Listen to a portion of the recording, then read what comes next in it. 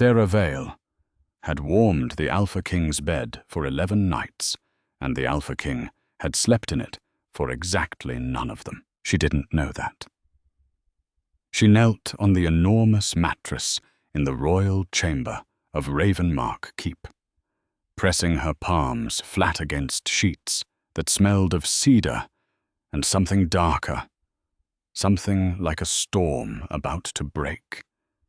And she rubbed her hands together the way she did every night, because her hands were always cold. The fire cracked in the hearth, a moth bumped against the window glass, and on the other side of the carved oak door, stretched out on bare stone in the dark corridor, where his own guards had been sworn to silence, lay a black wolf the size of a small horse, listening to her breathe. The wolf was Kyle Draven, Alpha King of the Iron Reach, the man whose signature started wars and whose growl ended them. He had meant to stay one night. He had been wrong about that, and about everything since. It had started 3 weeks earlier, in the mud, which was not a place Alpha Kings generally started anything. Sarah lived at the ragged edge of the Blackfen territory, in a converted smokehouse that still breathed out the ghost of old ham when it rained. She rendered tallow for candles, boiled hoof scraps into glue for the cobbler in the village, and mended hunting hounds that other people had given up on. That was the whole of her life. Pot, fire, dogs, and the lavender she grew in a cracked washtub by the door, because her mother had grown it once, before the fever took her, before the Blackfen pack decided a she-wolf whose wolf had never come, whose body ran cold as a trout's belly, was not worth the meat it took to feed her. The cold Omega, they'd called her. Not cruelly, most of them. That was the worst part. Just factually. The way you'd say the lame mare or the cracked kettle. Her cousin Bram hadn't sneered when the pack moved their winter grounds and left her behind. He'd just forgotten to tell her the date they were leaving. She found out from the empty fire pits. So when she came out at dusk with a bucket of glue water to dump and found a black wolf collapsed against her woodpile, bleeding from a gash along his ribs, her first thought was not fear. Her first thought was that he was going to knock over her lavender tub, and her second was that the wound had the puckered, angry look of silver. The wolf was enormous, black as the inside of a chimney, with eyes like banked gold coals, and even half dead, he radiated a pressure that should have sent her running. Sarah set down the bucket. "Well," she said, "you can't stay there. That's where I stack the birch." Inside the wolf, a king was having a crisis. Kyle had been ambushed on his own border by hunters carrying silver-tipped bolts, which meant someone with money and a death wish, which meant council politics, which meant he needed to get back to Ravenmark Keep and start turning over rocks. He did not need a rendering woman with tallow on her apron and cold little hands looking at him like he was a hound with a thorn in his paw. Then the wind shifted and her scent hit him. Lavender. But under the lavender, something else. Something that went through his chest like a fishhook and set every instinct he owned, howling one single word, over and over, deafening. Mate, mate, mate. No, Kale thought, with the full authority of a man who had executed traitors before breakfast. Absolutely not. His wolf did not care about his authority. His wolf rolled over and showed her his belly. She cleaned the silver burn with witch hazel that stung like an argument, and he let her. This who had once bitten a rival alpha's ear off in a challenge circle. She packed the wound with honey and yarrow. She talked the whole time. A low, steady stream, the way you'd gentle a spooked animal. And her hands were shockingly cold against his fevered skin, and it was the best thing he had ever felt in his life. "You're lucky it grazed you," she told him. "Silver in the blood is a bad way to go. I watched a hound die of it once, and I still dream about it." She tied off the bandage. "You'll want food. I've got rabbit and I've got glue, and I really do recommend the rabbit." He ate the rabbit out of her hands. Her fingers smelled of lavender and smoke. "I will leave at dawn," Kael told himself, lying by her fire while she hummed something tuneless and stirred the tallow pot. "I am the Alpha King. I have a kingdom. I have a war council at the new moon. I will leave at dawn." At dawn, she draped her spare blanket over him, the threadbare one with the burn hole in the corner, keeping the good one for herself, and he watched her shiver in her sleep, because her broken body couldn't hold its own heat, and Kael Draven, Iron King, terror of the northern passes, did not leave. He left on the third day, because Beta Commander Joris had half the royal guard combing the fens for his body. But he came back that same night, as the wolf. Just to check the wound was healing, he told himself. Just once. I came back every night for a week. The scarf was the first crime. Sarah had one good scarf, grey wool, and she washed it and hung it on the line, and in the morning it was gone. She found it 2 days later, when the black wolf trotted out of the tree line, wearing it looped around his neck like a bandit, tail high, deeply pleased with himself. "That's theft," she informed him. He put his head in her lap. "You are a thief and a scoundrel, and you weigh as much as a pony. Get off my legs." He did not get off her legs. She scratched behind his ears and felt, for the first time since the pack left, warm. Back at Ravenmark Keep, Beta Commander Joris was developing suspicions. Joris was a lean, dry man who had known Kael since they were pups, and he had begun noticing things. Black fur on the royal collar.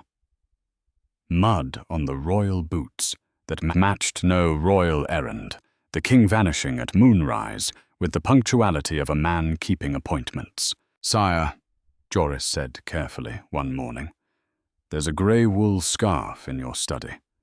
A woman's scarf." "Evidence," said Kael without looking up. "From an investigation. It smells of lavender, sire." "Many things smell of lavender, Joris. It is a common plant." A pause. "Have the kitchen send honey cakes to my chambers tonight, 12. "You hate honey cakes, sire." "I have changed," said the Alpha King, with dignity, and this was truer than he intended. The honey cakes were the second crime. Sarah woke to find a linen bundle on her doorstep, containing 12 of the finest pastries she'd ever tasted, still smelling of the oven, along with one large, muddy paw print pressed into the top cake like a wax seal. She stood in her doorway, laughing until her ribs ached, and 300 yards away, hidden in the bracken, a king's tail thumped against the ground entirely without his permission.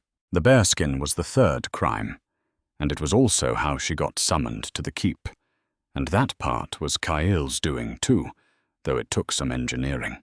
The wolf had watched her shiver one too many nights. So the wolf dragged the great bearskin from before the royal study's fire, dragged it 3 miles through the fens by moonlight, and deposited it, damp and smelling of wood smoke and king, on her floor. She recognized quality when she saw it. Somebody owned this. Somebody rich. Somebody was going to hang her for it. The next morning, riders in royal black came up her track, and Sarah stood in her doorway with the bearskin in her arms and her heart in her throat, ready to explain about the wolf and the lead rider. A dry-faced man with commander's braid looked at her, and looked at the fur, and looked at heaven as if asking it for patience. "You'd be the healer," Joris said, "the one who mends hounds." "Ah, yes, but the fur. There's been a misunderstanding. A wolf. There usually is, said Joris, in the voice of a man assembling a very tiresome puzzle. The keep has need of a healer for the royal kennels. The post pays in silver, board, and firewood. His Majesty also requires. And here Joris paused, visibly loathing his own next sentence. A bed warmer. Sarah blinked. A what? The king suffers cold blood nights, an old silver wound. Which was, Joris reflected, technically a real thing that had technically happened 3 weeks ago, and had technically nothing to do with anything. The bed must be warmed each evening, from dusk until the midnight bell. Then you retire to your own chamber. You will never see the king. He keeps late hours. Do you accept? Silver, board, and firewood. Sarah had 4 candles and half a rabbit to her name. I should tell you, she said honestly. I'm the wrong person. I run cold. Everyone says so. My whole pack. I couldn't warm a teacup.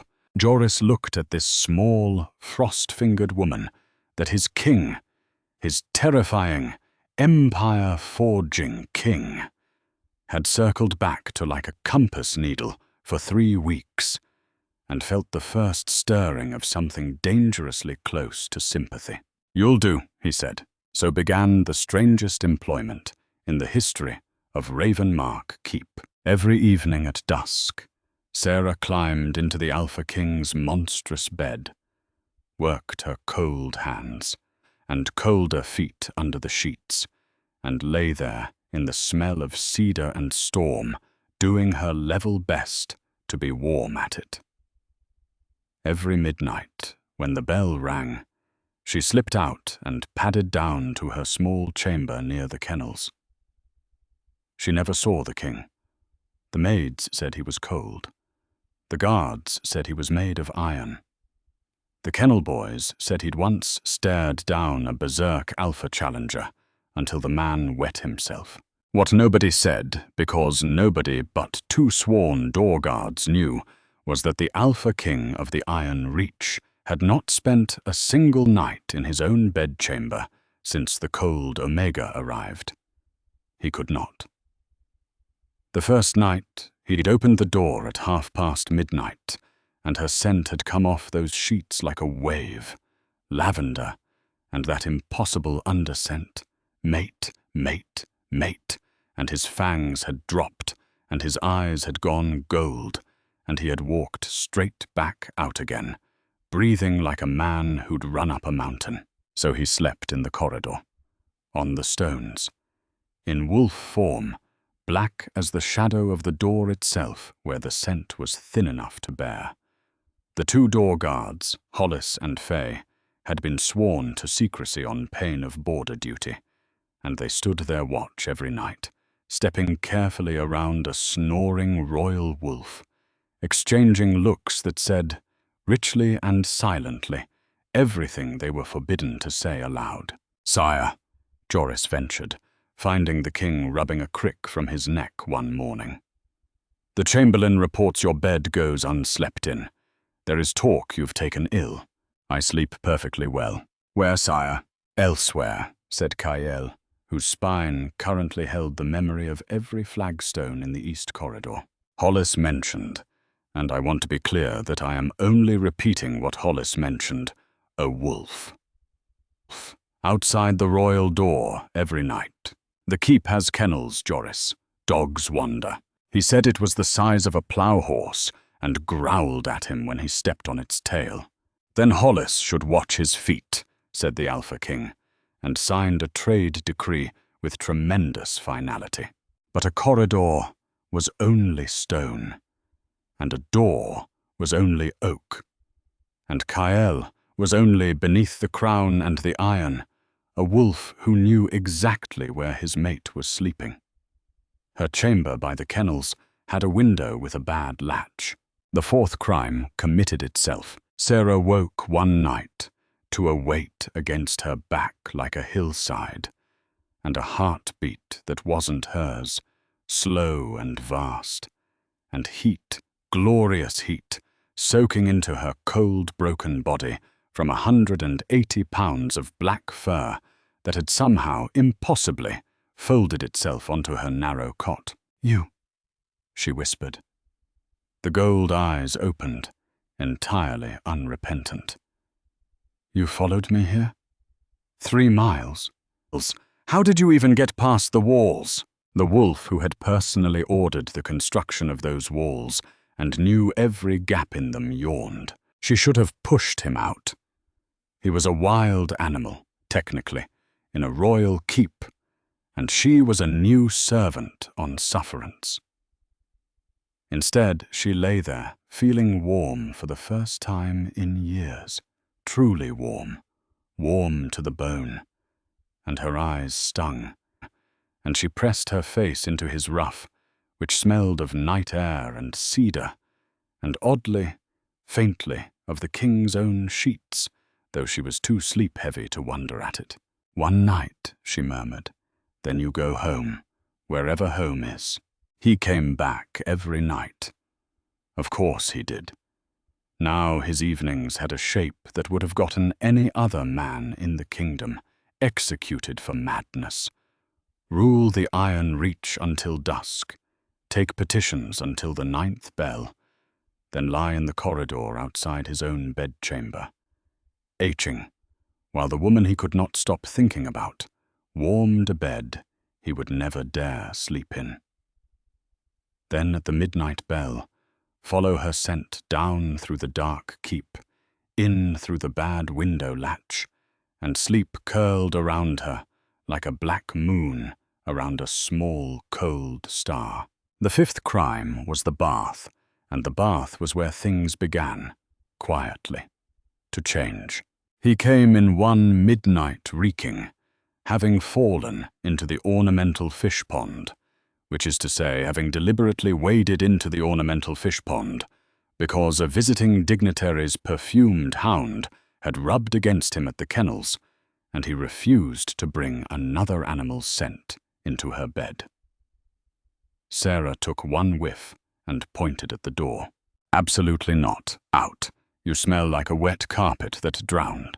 The wolf lay down in the middle of her floor with the immovable gravity of continence, which is how the Alpha King of the Iron Reach came to be sitting in a servant's washtub at 1 in the morning, ears flat, dripping with dignity, while a cold-handed Omega scrubbed lavender soap into his ruff and lectured him about pond water. She washed behind his ears. She washed under his chin. She wrapped him in her own blanket after, both her blankets, and rubbed him down, laughing at his sulk. And Kael sat there in the candlelight thinking, with a kind of doomed clarity, that he had signed treaties with less surrender than this. She talked to him, those nights. That was the thing she couldn't have done with anyone with a human face. "They called me the cold Omega back home," she told the dark, her fingers buried in his fur. "My wolf never came. You wait for her your whole childhood, you know. Everyone else, 13, 14, they shift, and their eyes change, and the pack howls for them. I waited until I was 20. Nothing. Just this cold, like she froze somewhere on the way to me. The wolf under her hands had gone very still. My cousin Bram didn't even tell me when they moved the winter grounds. I found the ashes of the fire pits. That was how I found out I wasn't pack anymore. Ashes. The wolf made a low sound, deep in his chest, that was not quite a growl. It was the sound the mountain makes before an avalanche decides against it. "Don't," she said softly, smiling into his fur. "It's old.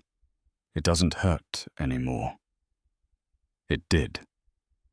He could smell that it did. "Anyway, I've got you now, haven't I? Whatever you are. Whoever feeds you when you're not eating my wages." She was quiet a moment. Then smaller. "I heard the king speak yesterday. In the outer court, to the grain merchants. I was carrying dressings to the kennels, and I just stopped. His voice. It goes through the floor and up through your feet. A little embarrassed laugh. The cold Omega mooning over the Alpha King's voice. If the maids knew they'd die laughing. He's to be mated to Lady Maren of the Crescent Court, they say. Council's choice. Suitable. She said suitable the way you'd say gristle. Anyway, you won't tell anyone. That's why you're the only one I talk to. Outside her window, the night went on, oblivious.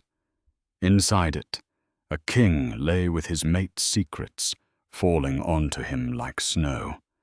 Each one landing somewhere it would never melt, and understood that he was going to have to become a very honest man very soon, and had absolutely no idea how to survive it. Lady Maren of the Crescent Court arrived with the autumn rains, and she arrived like weather herself, silver-cloaked, beautiful, with a smile calibrated to the exact degree of warmth that commits to nothing.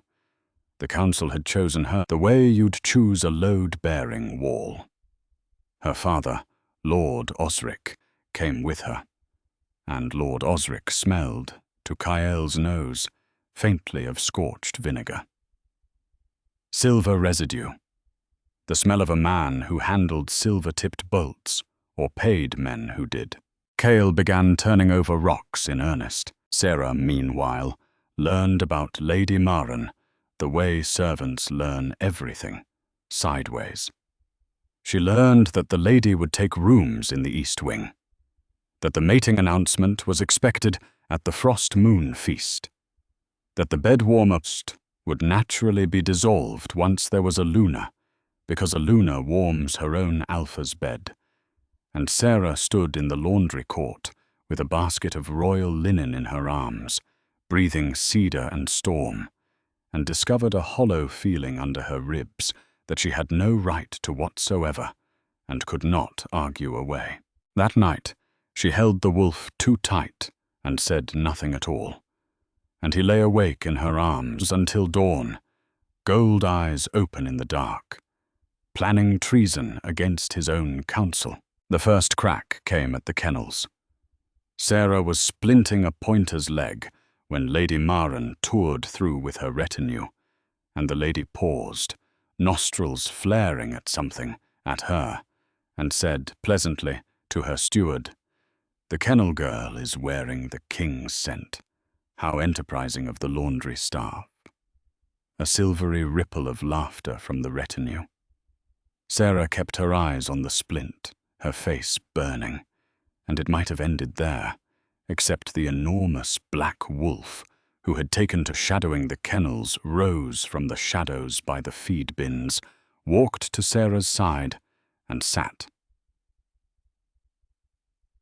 staring at Lady Maren with flat gold eyes and a stillness that emptied the laughter out of the air like a plug pulled from a basin. Nobody in the retinue could have said why their legs suddenly wanted to run. Lady Maren, who was cleverer than her retinue, looked at the wolf for a long moment. "What a striking animal," she said slowly. "Whose is he?" "Nobody's, my lady," said Sarah. "He's a stray." Said Lady Maren, whose father hunted wolves, who had grown up on descriptions of one black wolf in particular, and whose gaze had gone very thoughtful indeed. A stray. The second crack was Kyle's, and it was worse. It happened is daylight, in his own form, which was precisely where he could not afford it. A minor lord's son, visiting for the frost moon, found Sarah crossing the herb garden, and decided a pretty kennel healer was fair sport, and put his hand on her arm when she pulled away, and Sarah was opening her mouth to handle it herself. She'd handled worse with a glue paddle, when the light went strange, the way it does before thunder, and the Alpha King of the Iron Reach was simply there. Nobody had seen him arrive. His eyes were burning gold, alpha gold, and his voice when it came, was so low the gravel seemed to shift. "Your hand," said the king, "is on my healer." The lordling's hand left her arm at approximately the speed of arrows. The lordling himself left the iron reach by the following morning. On a horse he did not stop to saddle properly. And Sarah stood in the herb garden, 2 feet from the king she had never once been this close to. Close enough to smell cedar and storm. Close enough to see his jaw working with the effort of leashing something enormous. And he looked at her, and could not, for a moment, remember a single word of any language. Because up close, her underscent hit him with no wolf shape to hide inside, and his every muscle screamed to close the distance. "You're—" she began, and stopped. Something was wrong with her heart. It was beating like she knew him. "Thank you, Your Majesty. You are not harmed." It came out as neither question nor sentence, just a fact he required the universe to confirm. "No." "I'd have hit him with the trowel." Something moved through the king's face then, fast, there and gone. And Sarah would have sworn on her mother's lavender that the Alpha King of the Iron Reach had almost laughed. That was the moment her body chose to notice his eyes. Gold. Banked coal gold. Familiar as her own blanket. No, she thought. Don't be stupid. Lots of alphas have gold eyes. "Get your dressing changed," said the king, looking at a scrape on her forearm that a normal man could not have seen at that distance, and walked away with the particular rigid gait of a man escaping a burning building slowly, for pride's sake. "Sire," said Joris, who had witnessed the entire thing from the colonnade, falling into step. "That was nothing. You crossed the garden in under a second, sire, in front of 9 witnesses, over a kennel healer.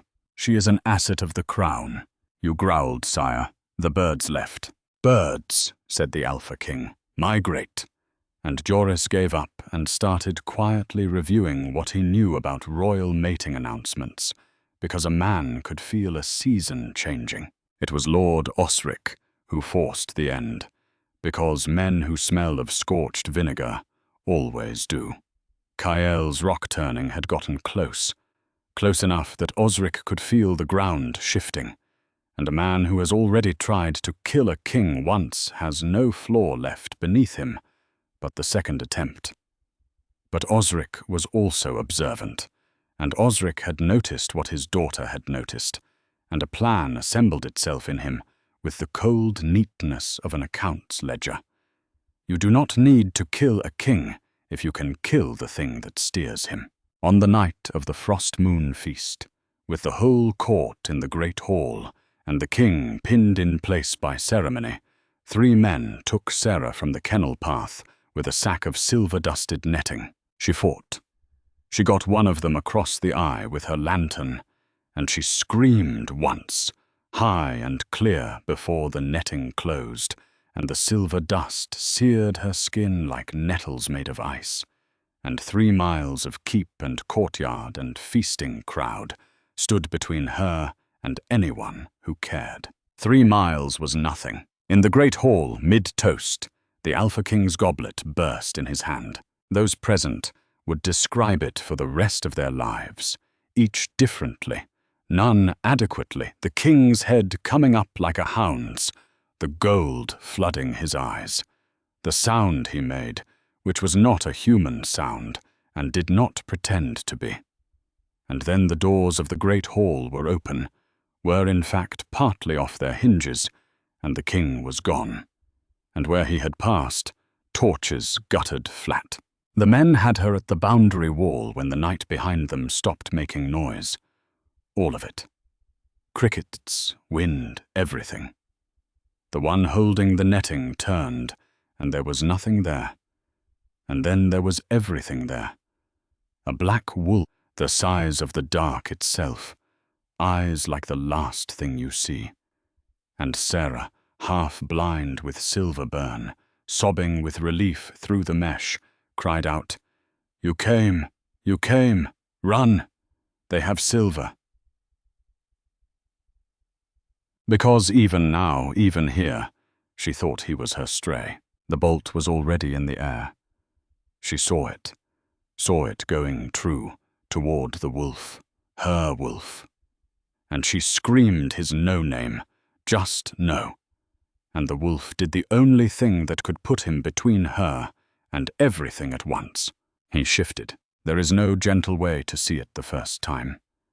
The black tide of him poured upward and came down as a man, as the Alpha King of the Iron Reach, standing over her in torn feast clothes, with a crossbow bolt caught in his bare fist, an inch from his heart, gold eyes blazing, blood running from his palm where the silver tip had kissed it, and his voice, the voice that went through the floor and up through your feet, saying to the men in the dark, "You touched my mate." What happened to the men happened quickly, and the guards arriving at a sprint mostly had gathering up to do.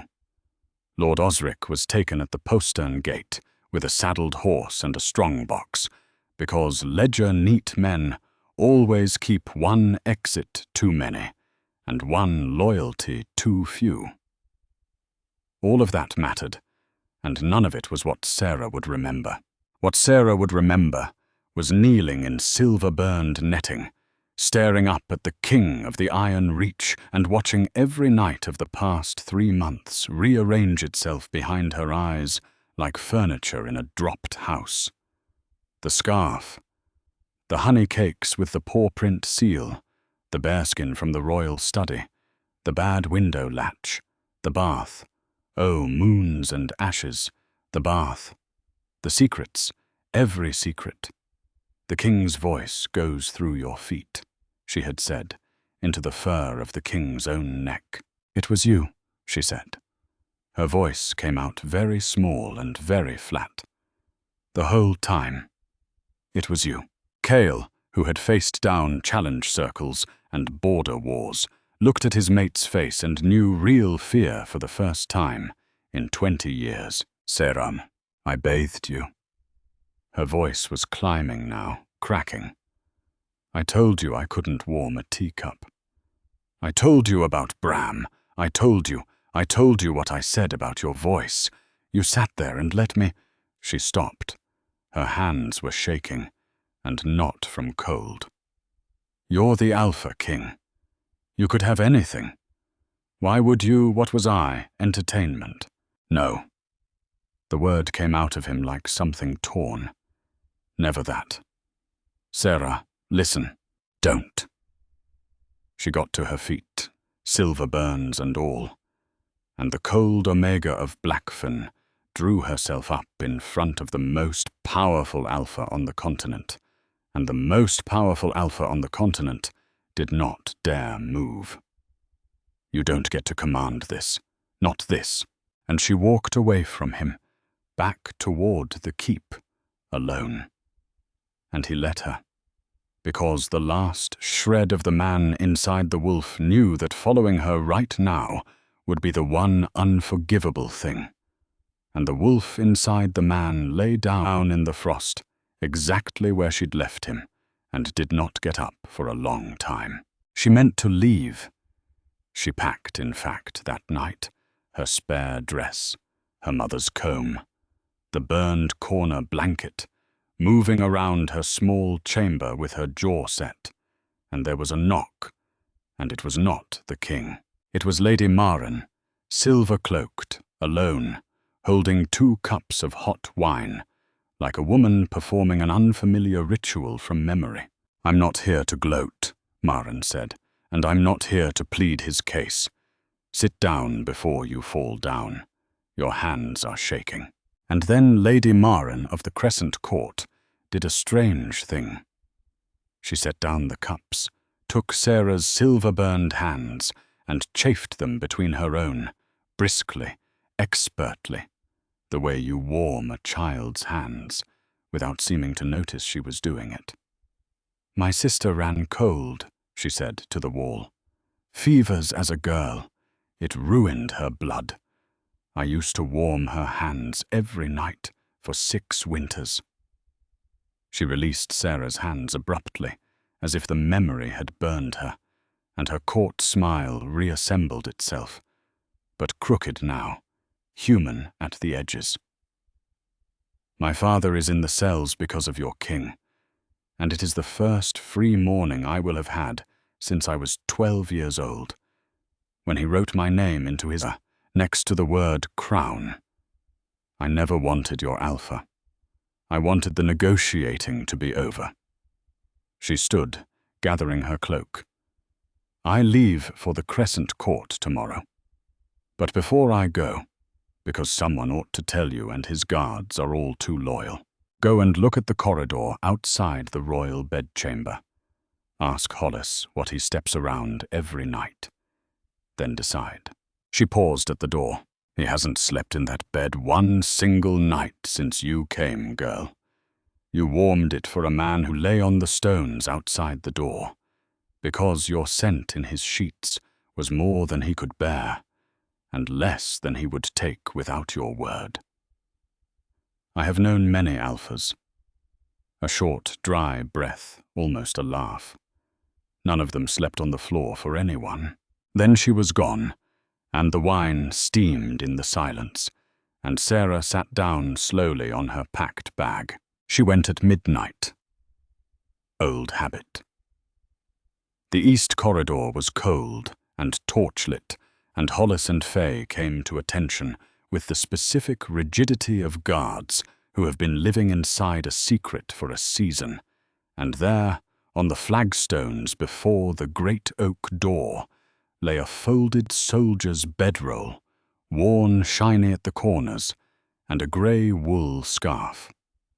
Her scarf, the stolen one, laid across the bedroll like a relic. "Every night, miss," said Hollis quietly, to the wall opposite, because guards technically do not speak, wolf-shaped mostly, since your first night, growls in his sleep something terrible. "He's not here now," said Fay, even more quietly. "He's in the garden. Been there since the frost fell." I was sitting on the ground by the herb beds, human-shaped, crownless, in the cold next to her lavender, which the gardeners had transplanted from her washtub on royal orders she'd never known about, and he heard her coming. Of course he did, and did not turn around, because hope was sitting on his chest like a boulder. "The scarf," Sarah said to his back. "That was you." "Yes, the honey cakes. I ordered a dozen. I ate one to be sure they were good. It was dreadful. I don't like honey cakes. I would order them again tomorrow. The bearskin from the royal study. You dragged your own bearskin 3 miles through a fen. It seemed efficient at the time. The fish pond. A pause. "The dignitary's hound," said the Alpha King of the Iron Reach, with the gravity of a man confessing to war crimes, rubbed against me. I was not bringing that into your bed. An awful sound escaped her. It was trying very hard to be anger, and it came out as the front half of a laugh, and she hated it, and he heard it, and finally turned. He looked terrible. Kings should not be able to look terrible. His eyes were gold-rimmed and sleepless, and fixed on her like she was the last light in a long tunnel. "You let me bathe you," she said. "I told you that you smelled like a wet carpet. I scrubbed behind your ears. You're the Alpha King, and I scrubbed behind your ears." "It remains," he said hoarsely, "the finest hour of my reign. I told you things." Her voice broke, finally, on the real wound. "Things I've never told a living soul. Because I thought no one was listening. I know." He rose slowly, keeping his hands open, keeping his distance. This man who had crossed a garden in a second, now moving like she was the dangerous one. "And I will carry every word to my grave, Sarah, and I will spend whatever years you allow me answering for how I heard them. I should have told you the first week. I told myself I stayed a wolf to protect you from what I am. That was a lie. I stayed a wolf because the wolf was allowed to love you, and the king was not, and I was a coward, and I chose the shape that got to sleep in your arms. His jaw tightened. But understand this one thing. Even if you leave tonight, and I never, he stopped, mastered it, went on. You are not cold. You have never been cold. Your wolf isn't missing, Sarah. She runs quiet, that's all. I have felt her, every night, pressed against my ribs. And she is the warmest thing that has ever happened to me. Your pack left a fire burning in the fens, and called it ashes. The frost ticked in the lavender. Sarah stood with her arms wrapped around herself, and found that the hollow under her ribs had filled with something heavy and bright and furious and alive. You slept on stones, she said, for a season, outside your own door. The stones, said Kael, were closer to you than anywhere else I was permitted. She looked at him for a long time, at the frost in his hair, at the crownless head, at the gold eyes she had known. She had known, the first night in the herb garden, and argued herself out of. I'm still angry, she said. Good, he said. Stay. Be angry where it's warm. The Frost Moon Court had assembled expecting a mating announcement, and it got one, though not the one printed on the invitations. The Alpha King of the Iron Reach stood before the assembled packs, and beside him stood not Lady Maren of the Crescent Court, but a small woman in a healer's grey with lavender pinned at her collar, and the whispers had just reached full boil when the king spoke, and the whispers died the way birds go silent. This is Sarah Vale, said the king. She pulled silver from my blood when I had no name and no crown, and asked, oh, nothing. She is my fated mate. She is your Luna. She is mine. His eyes swept the hall, and the hall found the floor fascinating. The Blackfen pack may hear, in due course, that the she-wolf they left by cold fire pits now outranks every alpha in this room. I am told they plan to send a delegation. A pause of surgical length. The Luna will decide whether the gates open. The Blackfen delegation came in the spring, as it happened, with gifts and a letter that spent 4 paragraphs on trade tariffs and 1 clause, at the end, on regrettable past misunderstandings, and never once used her name. Sarah read it twice, standing in the garden. Then she folded it, gave the delegates lodging, correct rations, and correct courtesy, granted the tariff, and did not invite them to dinner. Bram waited 3 days for a private audience that was never refused and never scheduled, and rode home not knowing which was worse. Some fires you don't relight. You just stop being cold. The claiming mark, when it came in private, at the mating moon. And what the court knew of it was only that the Luna appeared the next morning, with her collar loose and her eyes bright, and that the king signed everything put in front of him that day, including, Joris swore, a requisition for 400 left boots, and on a winter evening, a year on. A kitchen girl, new to Ravenmark Keep, got lost in the east wing, and came upon a sight that stopped her flat in the doorway of the Royal Solar. The Luna of the Iron Reach sat on the bearskin before the fire, with her mending in her lap, and stretched across the rug with his massive head on her knees lay a black wolf the size of a plough horse, gold eyes shut, one ear twitching as her cold fingers worked slowly through the fur behind it. You've been in the fish pond again, the Luna was saying. Don't deny it, I can smell it.